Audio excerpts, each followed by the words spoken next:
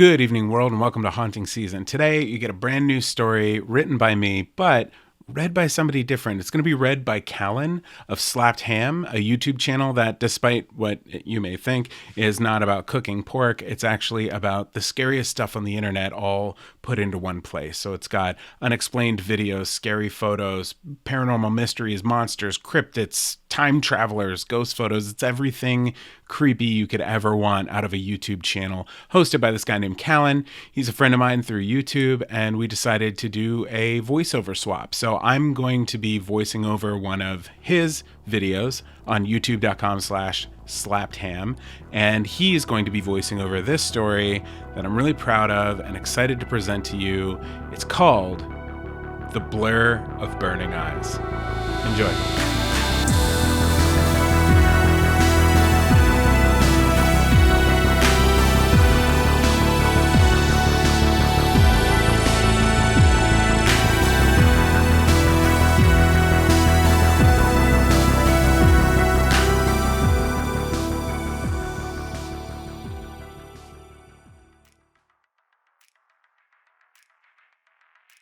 User Decrepit Creep 666 left the video uploading, making their way across the room to the fridge. They had only seen bits and pieces of what was on the camcorder, but the bizarre heaviness in the basement apartment had them worried that if they didn't upload now, something might prevent the world from ever seeing this, and the world had to see this.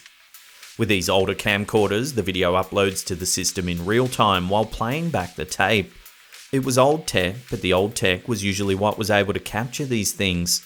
So user Decrepit Creep 666 always kept the old wires, just in case something like this happened. But this never happened. Searching for something cold to drink, the same stupid commercial played that always played in their mind. We've got soda, OJ, purple stuff, Sunny D, alright. But they hadn't had Sunny D for years. Nowadays it was just beer, cheapest stuff they could find. Paranormal videos didn't make much online these days, but this was the motherlode. This could change everything. With any luck, they'd be drinking the good stuff in no time. Decrepit Creep's ass slammed down into the computer chair, their non-existent fingernails scratching at the tab of the can until it finally caught, cracked open and released that sweet foamy relaxant down their throat. Half the can gone in one gulp. The way they drank, they might as well be in a Sunny D commercial. Sunny D mixed with vodka. Alright. Nerves squashed a bit, DC checked the upload. 48 minutes. Damn. Call the internet stupid, they wrote on a messy notepad by the keyboard, then added 3 exclamation points and circled it to help it stand out in the morning. On the tape, 3 girls were making their way down an incline at the base of a waterfall, slightly out of breath.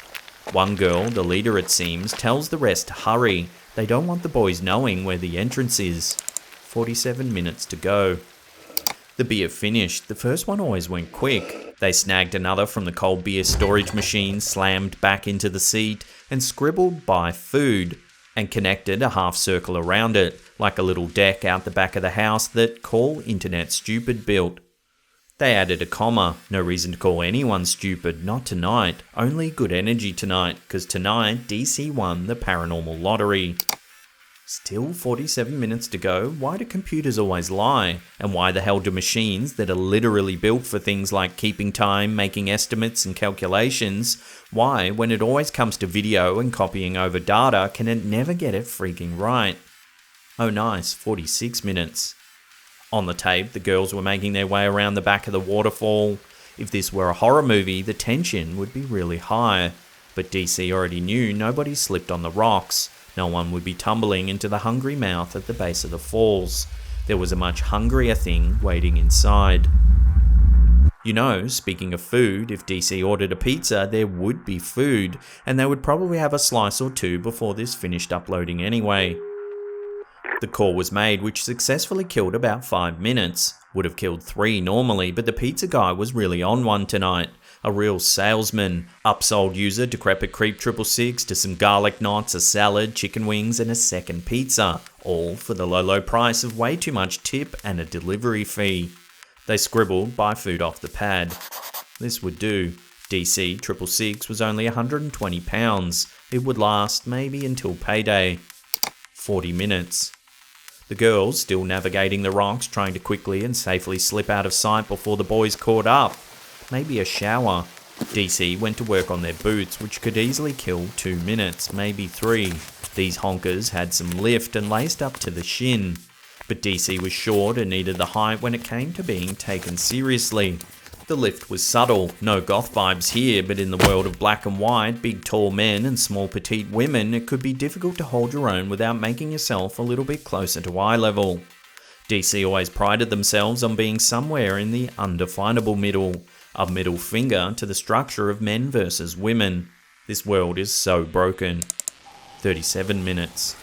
A quick glance at the computer to see the girls finally made it inside the cave, but there was a long way to go before it got interesting. Time for a careless strip on the way to the shower. Twisted the knob, then that awkward wait where you realise you took your clothes off way too early because the water takes about a minute to warm up when no one's been using it, and you're standing here on the cold tile losing any last hope at being warm ever again in your life. People didn't know what to make of Decrepit Creep, but that was good. DC could get in the room with most people and knew the games that needed to be played, and what people needed to hear to check off the box of being male enough to negotiate. And DC knew how to get what they wanted. Negotiating this tape would be no issue tomorrow, as long as there was a sufficient backup, proof that DC saw it, that DC was the source. Stepping into the flow, the hot water washed away the tension of the lengthy upload, washed away the stress of the night, and started uploading the mental tape of relaxation and reflection that can only be played in the shower. A to-do list, the perfect dress rehearsal for a needed confrontation, every lyric to a rock song you haven't heard in ages, the last pair of breasts you saw in person. The shower always seems to give what you need most, and then it's all immediately forgotten the second the towel hits your skin, the safe space. DC imagined themselves with the girls, imagined the camcorder in their hand documenting everything. This was the safe way to do it, to be a part of the adventure without falling victim to the climax. The safe space of the shower where imagination could take complete hold with no consequences. DC closed their eyes and saw the tape playing back. The cave was dark, but the girls had been there before. They knew to bring some light sticks. No extinguishable fire or time-restricted flares. These girls were smart. Well, smart enough to bring along long-lasting light. Not smart enough to get out of there alive. DC might be the only person to have gotten out alive. From the look of the place, from the look of the pile of bones. Something crashed to the floor in the kitchen. Damn shampoo in the eyes. DC ran their face under the water, quickly splashing, and then smeared a clear spot in the steam on the shower door, just in time to see a beer can roll into view. Shit, did they lock the door? They always lock the door. The shampoo made it hard to keep their eyes open. Shit, more quick splashing, and then the towel. So long, mental bliss. It was quiet, but that didn't mean anything. All that meant was the intruder knew they'd screwed up and was quietly planning their next move. Through the blur of burning eyes, DC could see their pants lying just a few feet outside of the door of the bathroom. The pants that always held a knife for self-defense, a necessity of being a smaller person in a big city. Why didn't they undress in the bathroom like a normal person? Clothes strewn about like a preteen heart pounding. If they made it out of this alive, some changes needed to happen. The paycheck for this video would help some of it, but deep internal changes needed to happen. No more undressing in the middle of the room, knives hidden under every surface. Relax, silence, that's good, right? Maybe take advantage, make a run for the pants, for the knife. Those are the pants, right? Or is that a shirt? Damn, there's shampoo. Only baby shampoo from now on. No more tears, no more burning. Why isn't there any other kind of shampoo? Go. DC dropped the towel and took 2 confident steps before their heels skid off the slick tile of the bathroom floor, like a stooge on a banana peel. Crack! A hard blow to the back of the skull and the slap of naked flesh as their body hit the ice-cold floor. And, still mostly wet from the half-assed toweling, slipped out the bathroom door into the main room's scratchy concrete. The pants were just out of reach, but pain and shock had set in. DC was disoriented and struggling to move. Strange how a blow to the head can change your priorities. Eyes still burning, they turned to see the open fridge where the box of beer cans sat sideways. DC must have put the beer box in carelessly. Must have left the door open too. The humidity of the fridge must have weakened the cardboard box, letting him loose on the floor. There was no intruder. This was all just a big exclamation point on the mental note to grow up and start living more like an adult. The pants were out of reach, but the rolling beer wasn't. After a scare like this, a beer sounded great. The can cracked open, spraying a bit of foam onto DC's face and released sweet foamy relaxant down their throat. The girls screamed on the tape as the camera hit the ground. This was the moment the things came for them, adding them to the bone pile.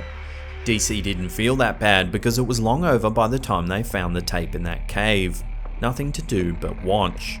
Watch the things with 6 legs and fur like wolves, the things with long horse-like faces and mouths full of razors, the things with pointy 2-clawed hooves and double-jointed knees bending to whatever direction they needed to scuttle over stalactites. Nothing left to do but watch the demon-infested video play out, where the things devour the girls, ripping their flesh off their bones while they scream too far underground to be heard by human ears. If only DC's eyes hadn't been soaked up, if only DC hadn't let their guard down, then they could have seen the whole thing. They could have seen the things destroy the girls, they could have seen the things discover the camera, and they would have seen the things climb through the monitor like shadows in the night, creeping across the walls and ceiling, coming for their 120-pound beer-filled piñata. But all DC saw was the top of their beer can as they wondered, when the fuck is that pizza gonna arrive? I'm starving. Just 6 minutes later, the pizza would arrive, and the boy delivering it would find the door slightly open. He would cautiously let himself in and find the money on the counter. He would lay the food on the stovetop of the empty apartment, and just before leaving, while piecing together that the clothes in the middle of the floor belonged to the person who must be in the still running shower, the boy would catch a glimpse of a shadow entering the screen of the camcorder just as it started to rewind itself. And curiosity would set the wheel in motion once again.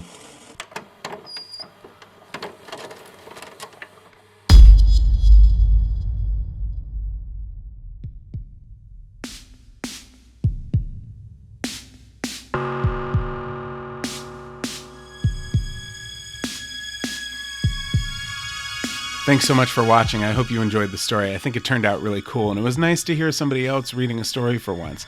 If you liked what you heard and you want to check out the stuff that Callan does, it's called youtube.com/slappedham, and like I said in the beginning, it's all like the creepiest stuff on the internet, all the unexplained videos and ghost photos and like weird creepy things moving at night, all put into these neatly packaged videos that are so addicting. I can't stop watching them. In fact, I've actually started using SlappedHam as a reference point for when we're writing certain types of stories and certain types of episodes for haunting season. So check it out, SlappedHam on YouTube, and thanks so much for watching. Next is an archive episode.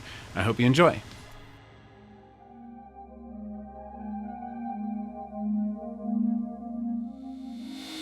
Haunting Season was created by me, Joshua Sterling Bragg. Produced by Greg Holdsman and Jessica Richmond. And executive produced by Matt Geelan, Patrick James Lynch, and Ryan Geelan. And is a joint production of Believe Limited and Matt Geelan. This episode was written and hosted by Joshua Sterling Bragg. It was edited by Colby Crow. And select music in this episode was made exclusively for the podcast by North Innsbruck. If you like our show, please subscribe on your favorite platform. We have a video version of the show on YouTube and Facebook, and audio versions on Apple Podcasts, Spotify, Stitcher, or wherever else you listen to podcasts. Was that good? Oh boy.